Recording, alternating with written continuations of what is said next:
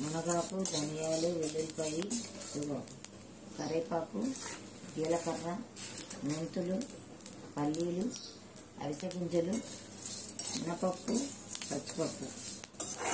ముందు అసలు మెయిన్లీ ఇదిగో మునగాకు, చాలా మునగాకు వేసాం. కరివేపాకు, రక్తహీనత, అల్జీమర్స్, పెద్ద సైజు క్యాన్సర్, మతిమరుపు, calcium rich, iron rich, protein.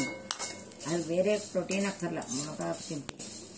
ఇది నేను రోజు ఇదిగో గరిటెడు ఉప్పేసి ఒక్క మిరపకాయ వేసి చేస్తుంది. ఈ గరిటెడు పొడి అన్నంలో కలుపుకొని తింటే అసలు మీరు అన్ని రకాల పశువులు అందచ్చు.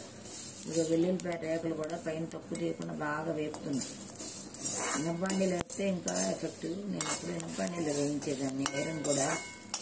ఐరన్, కాల్షియం, బీట్రల్, డయామిన్, మొత్తం ప్రోటీన్, కాల్షియం, ప్రతి సప్లిమెంట్ మునగాకు, ధనియాలు, మెంతులు, జీలకర్ర, ఇంగువ, అవిసె గింజలు,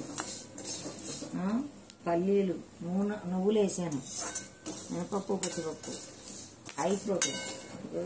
క్యారెట్, బీట్రూట్, కంటి చూపు కూడా మెరుగవుతుంది మునగాకు. ఒక బంచి కరివేపాకు తింటే బీపీ 10 days తినండి. బంచి కరివేపాకు వేడి నీళ్ళల్లో చల్లబెట్టి బీపీ 10 days రెగ్యులర్గా వచ్చేస్తుంది. సొరకాయ జ్యూసు,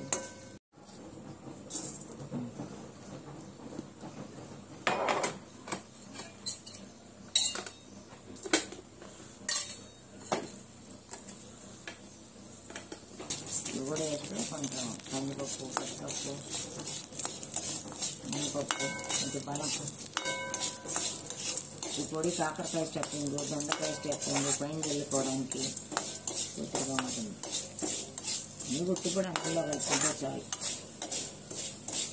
ఈ పొడి కలిపేసేసి పైన తిరగమని చేసి రైస్ లాగా ఉంటే హ్యాపీగా ఉంటుంది.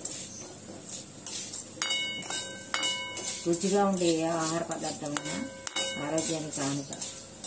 రుచిగా ఉండే ఏదైనా సరే ఆరోగ్యానికి మంచిది.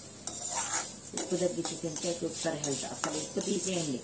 పంచదార, తెల్ల salt, refined oil, pure white rice, pure polished.